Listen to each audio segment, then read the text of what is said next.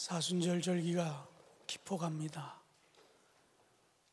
이 앞에도 D-Day 8일 특세 고난주간이 있고요. 그리고 고난주간이 지나면 바로 부활주일입니다. 오는 주일은 종료주일이고요. 이제 얼마 남지 않았습니다. 남은 기간 영성을 더 깊이 할 수 있는 복된 시간 되시기를 주님의 이름으로 축원합니다. 강원도 지역에서 연이어 일어나는 산불 때문에 아마 많이들 놀라셨을 겁니다. 저도 산불 난 그 저녁 뉴스를 보면서 한 새벽 2시까지 혹 그 영랑호를 지나쳐서 속초 시내로 그 번지지 않을까 하는 그 우려가 있어서 기도하는 마음으로 한 새벽 2시까지 그 뉴스를 지켜봤습니다. 물론 많은 상처를 남겼지만 그래도 다행스럽게 민가 쪽으로 많이 넘어오지 않아서 복 다행이다 이렇게 생각하지만 지금 전국적으로 여기저기서 건조기에 많은 산불이 일어나고 있습니다. 공교롭게도 꼭 식모기를 전후해서 이런 일들이 많이 일어나고 있는데 우리 모두의 아마 좀 주의가 필요하지 않나 생각합니다. 우리 각자가 자연을 좀 아끼고 또 지키기 위해서 노력하는 그런 노력의 일환이 이런 것들을 좀 예방할 수 있지 않을까. 저희 교회가 금식 그 헌금을 그동안에는 그 필리핀의 코피노 아동들을 돕는데 사용했는데 이번 그 금식 헌금은 좀 더 많은 액수로 강원 지역의 이재민들을 위해서 써야 되겠다 하는 그런 마음이 많이 들었습니다. 저희 교회가 휴먼이라고 하는 NGO를 저희가 직접 하고 있는데 이 NGO를 통해서 헌금뿐만 아니라 혹 여러분 기업에서도 어려운 이웃을 돕는 그런 후원금이 있다고 하면 그것은 기부 영수금을 받을 수 있는 그런 그 NGO 단체입니다. 여러분들 그런 기금까지 좀 함께 협력해 주신다고 하면 더 많은 것으로 필요로 한 곳에 보낼 수 있지 않을까 그렇게 생각합니다. 여러분들 기도뿐만 아니라 마음뿐만 아니라 또 정성도 함께 모아 주시기를 주님의 이름으로 부탁을 드립니다. 2002년 히딩크 감독 이후에 우리 대한민국의 축구 감독을 지내는 이들을 일컬어서 독이 든 성배라 그렇게 일컫고 있습니다. 이 말은 본래 셰익스피어의 4대 비극 중에 하나인 맥베스라고 하는 여기에 등장하는 주인공 이 맥베스가 왕위를 찬탈할 경우 얻게 될 영광과 그 이후에 맞이할 비극적 운명을 압축해서 표현한 명대사입니다. 본래 이 성배는 거룩한 잔, 이것은 예수님께서 최후의 만찬에 제자들에게 돌리셨던 그 잔을 의미합니다. 그런데 이 성배는 아주 호기심이 가득한 소재로 기독교 문화권 역사 속에서 심심치 않게 등장하고 있습니다. 그 예를 볼 것 같으면 고대 영국의 아더 왕과 원탁 기사들에 관련된 이야기 속에서 이들이 성배를 찾아 나서는 이야기가 소개가 됩니다. 이유는 전설에 의하면 아리마대 요셉이 예수님께서 십자가에서 흘린 피를 그 잔에 받아가지고 영국으로 들어갔다. 그래서 그 잔을 잃어버린 것 영국이기에 이 기사들이 그 잔을 찾기 위해서 동분서주하는 그런 내용들입니다. 그런데 이 내용들을 모티브로 해서 나온 영화도 있습니다. 1989년 개봉한 인디아나 존스 3편이 바로 그런 내용입니다. 주인공 해리슨 포드가 전설 속의 성배를 찾기 위해서 숱한 역경을 딛고 마지막 시험대에서 화려한 금잔이 아니라 초라한 목수의 잔을 선택함으로 위기를 넘기고 마침내 이 성배를 찾게 된다라고 하는 그런 영화를 만나볼 수도 있었습니다. 여러분, 최근에 누구하고 한잔 하셨습니까? 웃는 분들은 술을 먼저 생각하는 것 같은데, 이 한 잔은 술뿐만 아니라 차를 마실 수도 있고 커피를 마실 수도 있는 잔을 이야기합니다. 우리가 누군가와 마주 앉아서 이렇게 잔을 기울인다라고 하는 것은 그냥 거기에 무엇이 담겨 있느냐, 그것보다도 지금 앞에 있는 이와 뭔가 친밀함, 아니면 우정, 아니면 평화, 아마 이런 것들 때문에 누군가 마주하고 있는 것이 아닌가 생각을 합니다. 그런데 오늘 본문에도 보면, 오늘 본문에도 함께 잔을 나누고 있는 그런 모습이 그려지고 있습니다. 마태복음에 의하면 함께 잔을 나누고 있는데, 이 잔을 나누는 사람의 서로의 생각이 달라도 이렇게 다를 수 있을까 하는 이야기입니다. 예수님께서 잔을 나누는 그 잔은 어찌 보면 정말 죽음을 앞에 놓고 아주 심각하게 그 잔을 돌리고 있는데, 제자들 가운데는 엉뚱하게도 이 잔을 받으면서 예수님과는 전혀 다른 그런 잔을 받고 있는 모습이 그려지고 있습니다. 세베대의 아들들의 어머니가 이 아들 둘을 데리고 예수님 앞에 나옵니다. 그리고 예수에게 절을 하면서 천국에 자기 아들들 자리 좀 좋은 것으로 마련해 달라 이렇게 청을 합니다. 아마 이 마태복음의 저자 마태는 이 세베대의 아들들과 뭔가 연이 있는지 이들의 이름을 익명으로 처리했습니다. 그런데 그 다음 마가복음의 이 똑같은 기사를 읽어볼 것 같으면 마가복음에서는 익명이 아니라 실명이 그대로 노출이 되어 있습니다. 세베대의 아들 야고보와 요한이었습니다.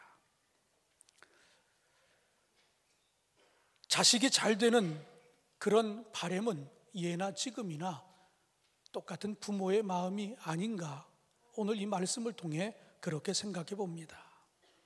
예수님께서는 그 어머니에게 무안을 주기 싫으셨는지 곧장 그 아들들을 향해서 시선을 돌리면서 이렇게 물으셨습니다. 오늘 본문 22절에 보면 예수께서 대답하여 이르시되 너희는 너희가 구하는 것을 알지 못하는도다.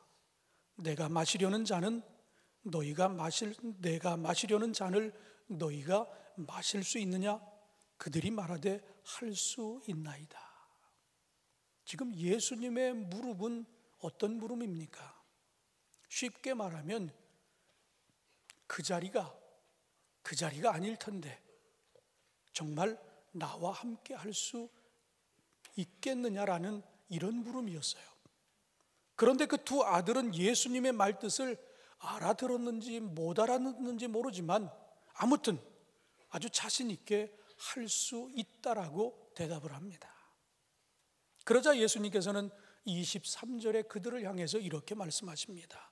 이르시되 너희가 과연 내 잔을 마시려니와 내 좌우편에 앉는 것은 내가 주는 것이 아니라 내 아버지께서 누구를 위하여 예비하셨든지 그들이 얻을 것이니라. 이 말씀을 메시지 성경에서 보면 이렇게 번역했습니다. 생각해 보니 너희는 과연 내 잔을 마실 것이다. 그러나 영광의 자리를 주는 것은 내 소관이 아니다. 내 아버지께서 하시는 일이다 라고 이렇게 번역이 되어 있습니다.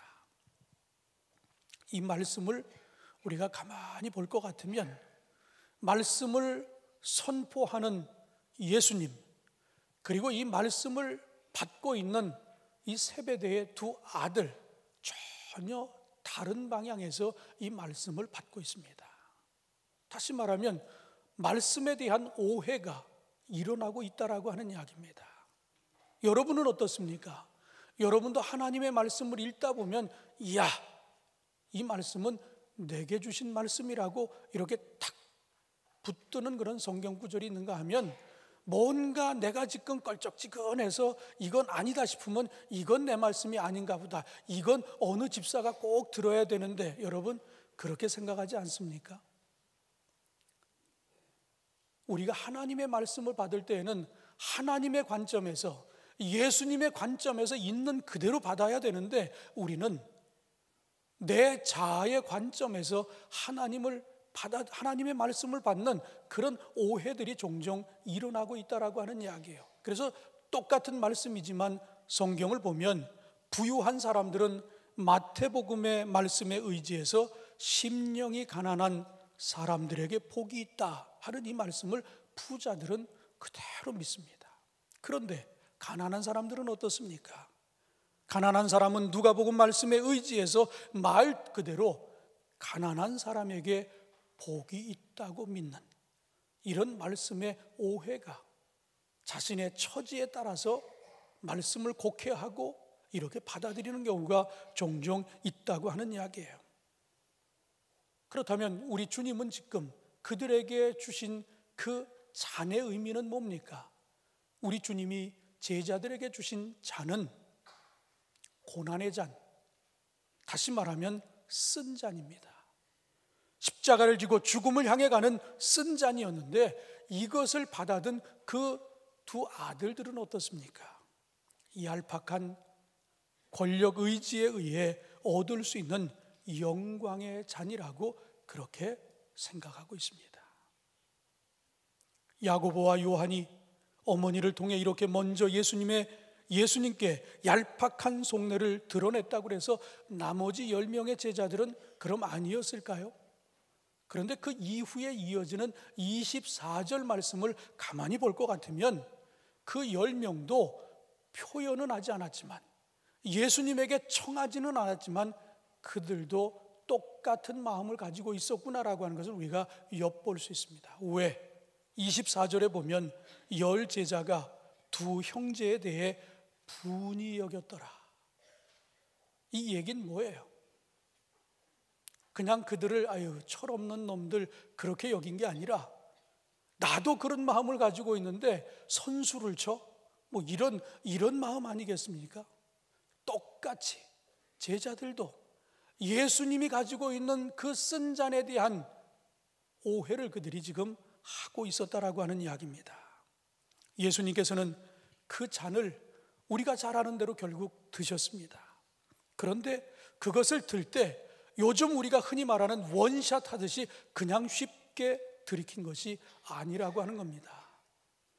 우리가 아는 대로 우리 주님은 그 잔을 들이키기 전에 고뇌하셨습니다. 그리고 땀방울이 핏방울처럼 보이기까지 그렇게 기도하셨어요. 그 내용이 어디 있습니까? 마태복음 26장 39절에 볼 것 같으면 얼굴을 땅에 대시고 엎드려 기도하여 이르시되 내 아버지여, 만일 할만하시거든 이 잔을 내게서 지나게 하옵소서. 그러나 나의 원대로 마옵시고 아버지의 원대로 하옵소서. 이렇게 예수님도 그 쓴 잔 앞에서 그냥 쉽게 원샷한 것이 아니라 고민하셨다라고 하는 겁니다. 이걸 먹어야 되나 말아야 되나. 그래서 또 번뇌하고 고민하고, 그리고 정말 하나님 앞에 간절히 부르짖고 내린 결정이 뭡니까? 십자가를 달게 지겠다라고 하는 그런 결정이었어요. 결국 우리 주님은 그 쓴 잔을 그대로 마셨다고 하는 이야기입니다. 그런데 성경에서 기록하고 있는 제자들의 삶은 어떠합니까? 처음에는 그들도 말씀을 오해하고 엉뚱한 생각을 했지만, 결국 예수님의 십자가 사건과 부활 사건을 목격한 이후에 그들도 똑같이 예수님이 마신 그 쓴 잔을 그들도 마셨다고 하는 이야기예요. 결국 그들은 세계 곳곳에 흩어져서 복음을 전하고 교회를 세우고, 그리고 복음을 전하다가 그들은 기꺼이 죽음을 맞이합니다.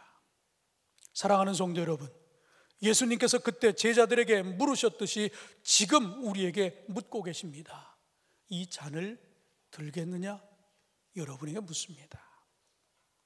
20세기 영성가인 헨리 나우에는 이 예수님의 물음을 이렇게 해석했습니다. 너희가 이 잔을 마실 수 있느냐? 너희가 한 방울도 남기지 않고 이 잔을 다 마실 수 있겠느냐? 너희가 그 모든 슬픔과 기쁨을 기꺼이 맛볼 수 있겠느냐? 너희는 결과가 어떻든 모든 삶에 최선을 다할 수 있겠느냐? 예수님은 우리에게 이렇게 묻고 계신 것이다 라고 이 짧은 한 말씀을 이렇게 풀어서 덧붙여서 해석을 했습니다. 사랑하는 성도 여러분, 지금 여러분이 예배 중이라고 경건한 척 하면서 그냥 쉽게 아멘 하는 분이 계십니까? 아니면 이 어머니처럼, 그 어머니의 두 아들처럼 오해해서 그냥 쉽게 할 수 있다라고 그렇게 대답하는 분이 있다라고 하면 저는 오늘 이 말씀을 통해 여러분에게 권합니다. 지금 당장 아멘이 아니라 할지라도 여러분 이 쓴 잔 앞에서 한번 고민해 보시기 바랍니다. 정말 이 잔을 마실 수 있냐고 이렇게 물을 때 오해해서 그냥 즉답을 하고 경건한 척하면서 아멘하는 그것이 아니라 정말 예수님처럼 쓴 잔 앞에서 고민하면서 고뇌하면서 뜨겁게 기도해 보면서 그렇게 내려진 결정이 내가 들겠나이다 할 수 있는 저와 여러분 모두가 될 수 있기를 주님의 이름으로 축원합니다. 저는 오늘 헨리 나우엔 신부의 책 이 잔을 들겠느냐라고 하는 이 책에 세 가지 모티브를 빌려서 말씀을 전하려고 합니다. 어떻게 하면 우리 예수님을 오해하지 않고 그분의 잔을 온전히 함께 마실 수 있을까? 저는 그 첫 번째가 먼저 잔을 잡아야 한다. 잔을 굳게 잡으라고 하는 그런 말씀입니다. 그런데 우리가 잡아야 하는 잔이 어떤 잔입니까? 우리 예수님께서 잡으신 그 잔은 슬픔의 잔이었어요. 쓴 잔이었습니다. 여러분, 우리 주님이 잡으라고 해서 잡을 수는 있는데 우리는 인생에서 늘 행복을 추구하고 기쁨을 추구합니다. 이것이 기쁨의 잔이라면 생각할 여지 없이 그냥 잡을 거예요. 그런데 문제는 이것이 슬픔의 잔입니다. 쓴 잔입니다. 그럴 때 여러분 어떻게 하시겠습니까? 우리 주님도 이 쓴 잔 앞에서 자신의 심경을 이렇게 토로하셨습니다. 마태복음 26장 38절을 통해 내 마음이 매우 고민하여 죽게 되었다라고 이렇게 말씀하고 계세요. 얼마나 힘드셨으면 이런 표현을 하셨을까 하는 겁니다.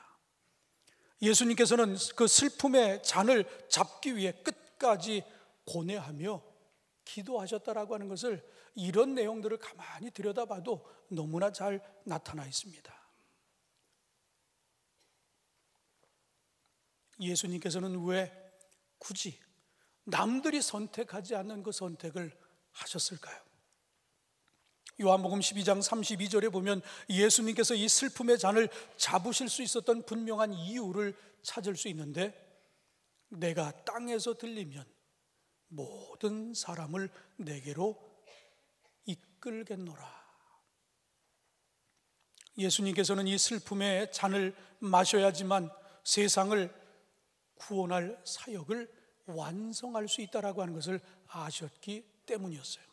그래서 자신에게 주어진 안위와 모든 영예를 포기할 수 있었다고 하는 이야기입니다. 그렇게 십자가에 높이 달리신 예수님은 그를 바라본 모든 자들을 아버지께로 이끄실 수 있었습니다. 슬픔의 잔을 마실 때 참된 기쁨의 잔을 우리에게 돌려주실 수 있었다는 이야기입니다. 참으로 시편 30편 11절의 말씀이 영원하신 십자가의 희생으로 우리의 삶 속에서 이루어지게 되었습니다.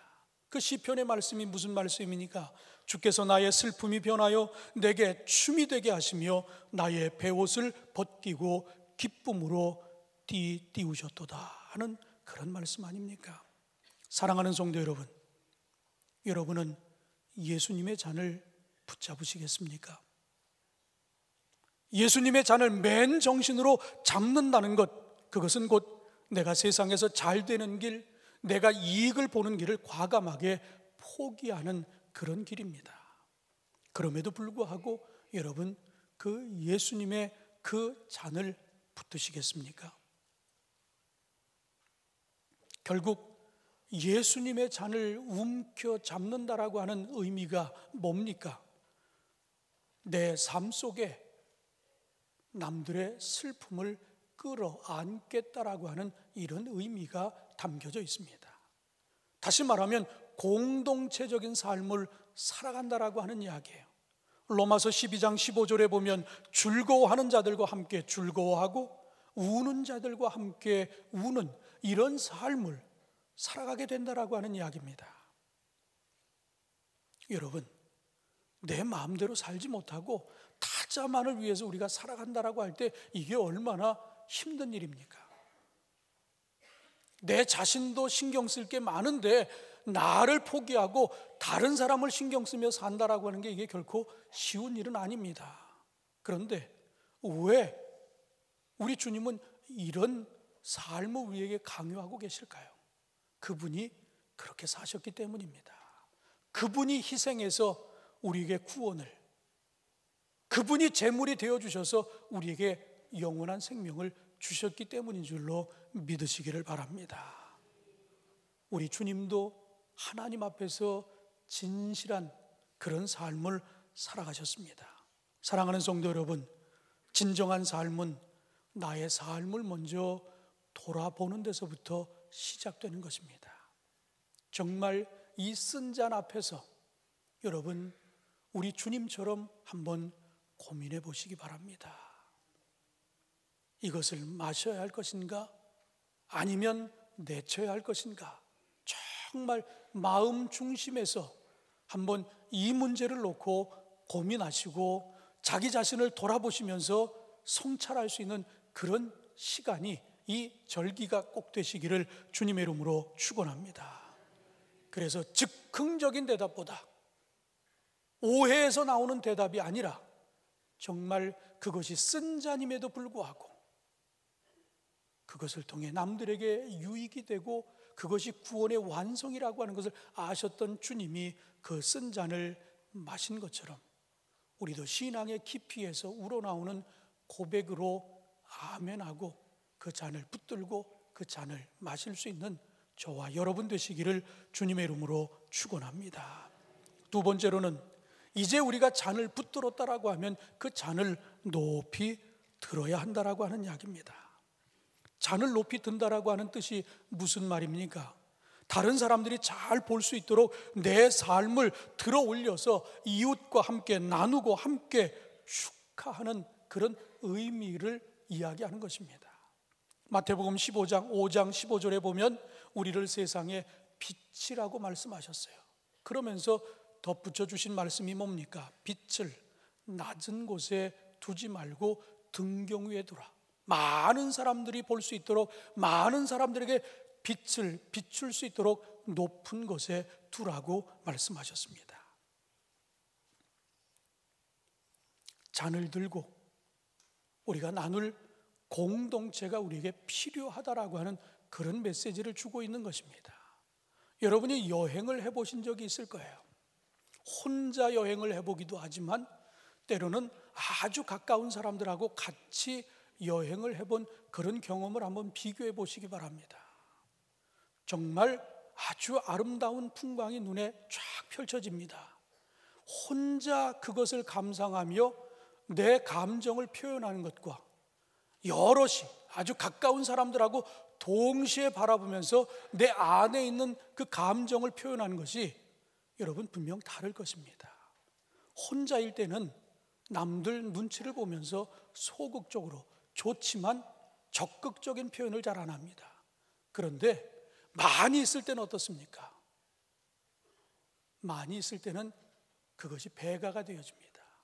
서로 더 누가 크게, 더 누가 더 큰 감정으로, 그러면서 아마 여러분들이 혼자 있을 때와 여럿이 있을 때 그 감정을 표현하는 그 감정의 폭은 전혀 다를 것입니다. 왜 그렇습니까? 이게 바로 공동체라고 하는 힘이 우리에게 얼마나 중요한 것인가라고 하는 것을 깨닫게 해주는 거예요. 여러분, 실례로 우리 교회 안에서 오늘도 상흔을 당한 가정이 여기 2가정 나와 계십니다. 상을 당했을 때 누가 제일 먼저 달려갑니까? 물론 가족들이 먼저 갈 수도 있어요. 그런데 가족들도 멀리 있으면 제일 먼저 달려가는 사람이 속장이나 구역장입니다. 장례가 났을 때 제일 먼저 달려가는 사람이 교인들일 수 있다라고 하는 이야기예요. 이게 뭡니까? 우리가 사랑의 공동체를 이루기 있기 때문에 어려운 일을 만나면 가장 먼저 달려가서 그 어려움을 도와주는 역할, 그것이 바로 이 공동체 안에 있는 이들의 역할이라고 하는 이야기예요. 영국의 영성가인 헨리 나우엔이 새벽 공동체라고 하는 장애인 공동체 마을에서 생활을 하던 어느 날 이야기입니다. 그곳에는 정신지체 장애우인 트레버라고 하는 형제가 있었는데 정신감정 의뢰를 위해서 잠시 정신병동에 입원을 하게 되어집니다. 헨리 나우엔은 이 트레버를 좀 만나기를 희망했어요. 그래서 병원 측에 연락을 취해서 내가 이 형제를 좀 만나고 싶은데, 그 알잖아요. 정신병동이라고 하는 데는 쉽게 면회가 잘 안 되니까 미리 허락을 받고 그쪽에서 수락을 하자 만나러 가게 됐습니다. 그런데 병원 측에서 이 헨리 나우엔에게 요청이 하나 있었습니다. 그 훌륭한 신부가 우리 병원에 온다고 하니까 병원에 오시면 우리 직원들하고 같이 식사를 하실 수 있습니까? 지역에 있는 많은 신부님들을 좀 초청해서 그들과 함께 식사할 수 있습니까? 할 수 있습니다. 그래서 마침내 D-Day에 그 병원에 찾아갔습니다. 그런데 많은 사람들이 있는데 정작 이 헨리 나우엔이 만나고자 한 사람은 트레버라고 하는 형제였어요. 근데 그 사람은 보이지 않는 것입니다. 그래서 병원 측에게 왜 그 사람은 보이지 않습니까? 그러자 이 병원의 규정상 환우와 함께 비장애우들이 식사할 수 없습니다. 그래서 식사가 끝나면 만날 수 있도록 해드리겠습니다. 그런데 이 헨리 나우엔은 거부를 합니다. 나는 그를 먼저 만나야 하고 그와 함께 식사를 해야 됩니다. 그래야 당신들하고도 식사할 수 있습니다. 그러니 그를 만나게 해달라고. 병원에 규정은 없지만 예외로, 그래서 이 트레버를 그들과 함께, 이 비장애인들과 함께 한 공동의 식탁에 둘러 앉게 됐습니다. 그러니 그래도 이 훌륭한 신부님이 와서 지역의 신부님들, 병원 관계자들이 좋은 이야기도 좀 듣고 싶고 이렇게 좀 그런 시간을 갖고 싶은데, 그 환우가 옆에 앉아 있으니까 뭔가 분위기가 좀 서먹서먹했어요. 그런데 그때 이 장애우였던 트레버가 그 어수선한 분위기를 깨뜨렸습니다. 자신 앞에 놓여진 콜라잔을 들고 큰 소리로 건배를 제의했습니다. 그리고 노래를 부르기 시작합니다. 당신이 행복하다고 느낄 때 잔을 들어요. 대중들이 알고 있는 그런 노래이기 때문에 그 자리에 함께 합석했던 비장애인들, 병원 관계자들이 그 노래를 따라 부르기 시작합니다. 처음에는 서먹서먹하고 뭔가 분위기가 어색했는데 이 장애우가 먼저 건배를 제안하고 노래를 부르기 시작하자 그 회중들이 같이 노래를 따라하기 시작합니다. 결국 분위기가 일순 좋아지게 됐어요. 이 이야기를 통해서 헬리나우에는 그렇게 정신적인 그런 장애를 가지고 있는 장애우였지만 그럼에도 불구하고 친구로 자신의 가장 옆에 그를 앉히고 그리고 그와 함께 식사를 하고 이런 과정을 통해서 사람들이 장애우를 바라보는 시선을 바꿔주었다라고 하는 이야기입니다. 그리고 이 트레버라고 하는 이 형제는 정신지체 장애우였지만 자신의 처지에 연연하지 않았어요. 기죽지 않았습니다. 숨지 않았어요. 도리어 축복의 기쁨을 마음껏 표현합니다. 그리고 모든 비장애인이 해내지 못한 그 어색한 분위기를 일순 좋은 분위기로 바꾸어 놓았습니다. 사랑하는 성도 여러분, 여러분의 잡은 자는 지금 어디에 있습니까? 내 품 안에 꼭꼭 숨겨 놓았습니까? 아니면 사랑하는 공동체와 함께 나누기 위해 높이 들려져 있습니까? 우리 모두에게는 사연이 있어요. 우리 모두에게는 아픔이 있습니다. 그런데 어떤 사람은 그 사연, 아픔 때문에 그것이 드러날까 봐, 그것이 드러나면 공동체에서 왕따가 될까 봐 꼭꼭 숨기는 사람들이 있습니다. 그런데 오늘 이 이야기는 우리에게 뭘 말씀하고 있습니까? 숨기지 말라 하는 이야기입니다. 우리가 그렇게 드러내면 그것 때문에 왕따를 당하고 뭔가 홀대를 받을 것 같지만 그렇지 않다라고 하는 이야기예요. 스스로 자신을 드러내게 될 때 도리어 공동체가 그를 감싸고 시선이 바뀌고 서로 보듬어주고 그래서 더 아름다운 공동체가 되어질 수 있다라고 하는 이런 이야기입니다. 오늘 우리 주님은 우리에게 말씀하십니다. 감추지 말고 숨기지 말고 잔을 높이 들라 말씀하십니다. 나의 모습, 나의 연약함, 나의 기쁨을 드러내는데 주저하지 말라고 우리에게 말씀하십니다.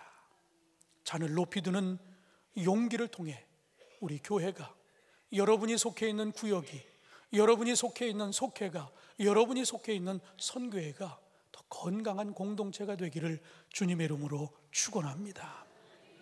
마지막으로 우리가 이 잔을 잡고 높이 들었다고 하면 이제 마지막으로 할 수 있는 게 뭘까요? 마셔야 되지 않겠습니까?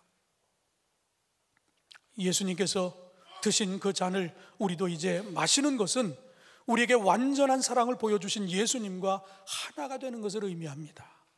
그분과 함께 살고 그분께서 보이신 삶에 동참하며 그분을 닮아간다라고 하는 이런 의미를 갖고 있습니다. 예수님께서는 자신에게 주어진 잔을 십자가의 고통 속에서 끝까지 들이키셨습니다. 내뱉고 싶기도 하고 그 잔을 엎어버리기도 싶었을 것입니다. 그러나 예수님께서는 그 잔을 모두 마신 후에 뭐라 말씀하셨습니까? 요한복음 19장 30절에 다 이루었다라고 말씀하셨어요.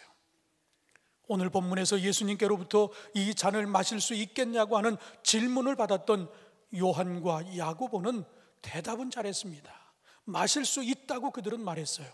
그러나 그들은 자신이 지금 무슨 대답을 하는 줄 그 당시에는 몰랐습니다.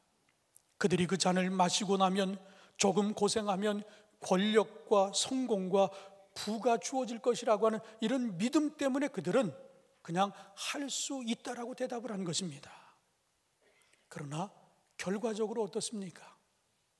그들 또한 예수님의 잔을 끝까지 들이키는 그런 모습을 우리에게 보여주고 있습니다. 십자가 사건과 부활 사건을 목격한 이후에 그들은 복음을 전하는 일선에 교회를 세우고 어떤 박해와 핍박이 있어도 그들은 순교에 이르기까지 하나님의 훌륭한 종으로 살아갔습니다. 예수님의 잔을 들이킨 사람들의 삶을 보면 결코 만만치 않습니다. 어려움의 연속인 것도 우리는 만날 수 있습니다. 그럼에도 불구하고 왜 그토록 수많은 사람들이 예수님을 만나고 나서 그 잔을 기꺼이 들이키게 됐을까요? 독이 든 성배를 마시고서 편안하고 안락한 삶으로부터 벗어나게 됐을까요? 그렇지 않습니다. 그들이 왜 이 잔을 들이킬 수 있었을까요? 바로 그것은 구원의 잔이었기 때문입니다. 시편 116편 10절로 14절에 보면 내가 크게 고통을 당하였다고 말할 때에도 나는 믿었도다. 내가 놀라서 이르기를 모든 사람이 거짓말장이라고 하였도다. 내게 주신 모든 은혜를 내가 여호와께 무엇으로 보답할까? 내가 구원의 잔을 들고 여호와의 이름을 부르며 여호와의 모든 백성 앞에서 나는 나의 서원을 여호와께 갚으리로다. 결국 십자가의 능력을 믿는 우리 그리스도인들의 삶은 예수님의 잔이 곧 구원의 잔임을 믿고서 자신의 모든 삶을 들여 그 잔을 마시며 살 수 있을 때 드러나게 된다라고 하는 사실을 우리에게 다시 한번 이야기하고 있습니다. 우리 각자에게 주어진 구원의 잔은 같으면서도 다르다고 말씀드릴 수 있어요. 무슨 이야기입니까? 우리는 각자 서로 다른 삶을 살아가고 있기 때문입니다. 중요한 것은 서로 다름을 인정하는 것입니다. 그리고 그 다른 영역에서 살아간다 할지라도 그것에서 최선을 다하자고 하는 이야기입니다. 그럴 때 우리를 통해 누군가가 희망을 얻게 되어진다라고 하는 그런 이야기입니다. 오늘 우리 주님은 우리에게 재차 말씀하십니다. 그 잔을 마실 수 있겠느냐? 여러분, 이 시간 우리 주님이 이렇게 물으신다고 하면 그 세베대의 두 아들처럼 그냥 그 뜻도 모르고 오해하고 할 수 있습니다라고 하는 그런 즉답보다는 여러분 한번 이 물음에 고민해 보시기 바랍니다. 우리 주님도 그 쓴 잔 앞에서 얼마나 고민하셨습니까? 얼마나 기도하셨습니까? 이 절기가 마실 수 있느냐라고 하는 우리 주님의 그 물음에 다시 한번 내 신앙을 돌아보면서 정말 여러분 중심에서 나오는 고백으로 아멘. 그 아멘은 결코 변하지 않는 그런 대답이 될 것입니다. 비록 그것이 쓴 잔이지만 우리 주님도 그렇게 힘들었지만 그 잔을 드시고 우리를 구원해 주셨고, 예수를 따르는 수많은 사람들도 그것이 쓴 잔인 줄 알면서도 예수를 만난 이후에 그들 또한 그 쓴 잔을 들이켰다라고 하는 사실을 기억하면서 오늘 우리들도 그 길이 결코 쉬운 길이 아니지만 그럼에도 불구하고 믿음 안에서 고백되어지는 그런 중심의 고백을 통해 나도 그 잔 붙들겠다고, 그 잔 높이 들겠다고, 나도 그 잔 마시겠다라고 하는 고백이 저와 여러분의 고백이 되어지기를 주님의 이름으로 축원합니다. 기도하겠습니다. 하나님 감사합니다. 오늘도 우리 주님은 우리에게 묻습니다. 이 잔을 너희가 마실 수 있느냐 물으십니다. 하나님의 관점에서, 예수님의 관점에서 이 말씀에 대한 바른 응답이 이루어지게 하여 주옵소서. 세베대의 두 아들처럼 오해해서 즉답을 드리는 것이 아니라 고민해보고 기도해보고 그리고 우리 신앙의 관점에서, 하나님의 관점에서, 예수님의 관점에서 올바른 답을 우리 주님 앞에 드릴 수 있는 우리 주 안의 모든 성도들 되게 하여 주시옵소서. 예수님의 이름으로 기도하옵나이다. 아멘.